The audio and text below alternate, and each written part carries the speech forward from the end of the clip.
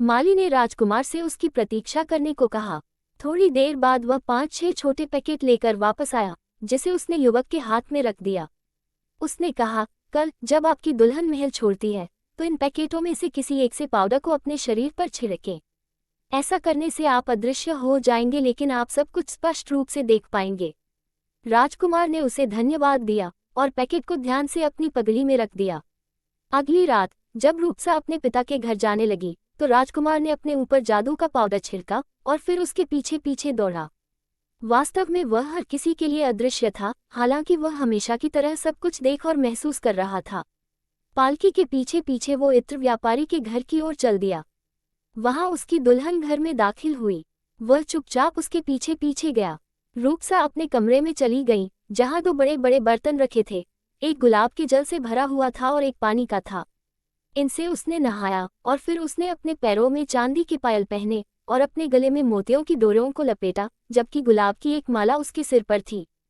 पूरी तरह से तैयार होने पर वो 4 पैरों वाले स्टूल पर बैठ गई, जिसके ऊपर रेशमी पर्दों वाला एक छत्र था।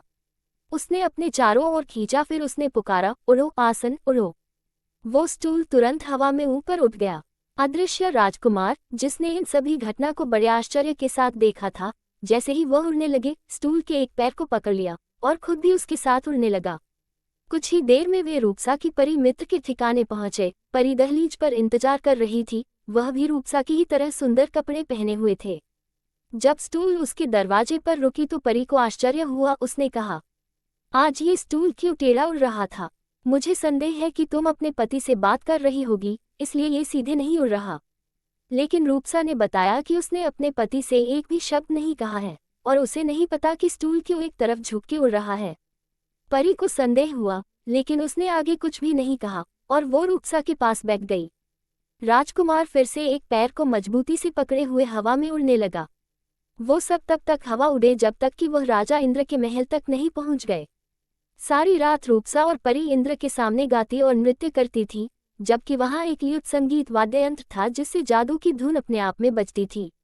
राजकुमार ने अब तक इतना मोहक संगीत कभी नहीं सुना था। उसे सुनकर राजकुमार काफी रोमांचित हुआ। भोर से ठीक पहले राजा ने रुकने का संकेत दिया।